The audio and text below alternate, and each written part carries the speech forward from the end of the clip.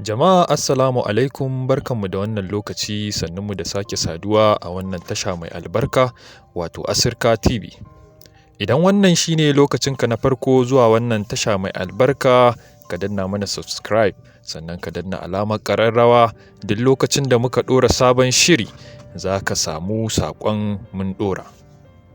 A yau ne taƙaddama ta ɓarke tsakanin 'yan karota da 'yan adaidaita sahu, sakamakon wani ɗan karota ya sauke wa ɗan adaidaita sahu gilashin mashin ɗinsa ta gaba.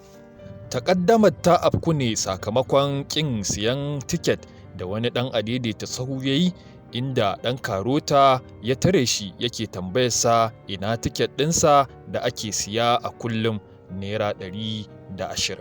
Allah masani ko ɗan karota ne ya yi wa mai adaidaita sahu lafazin da bai gamshe shi ba har ta kai ga sun haura, inda hakan ya jawo har 'yan adaidaita sahu suka taru dandazo suka ba hammata iska su da 'yan karota.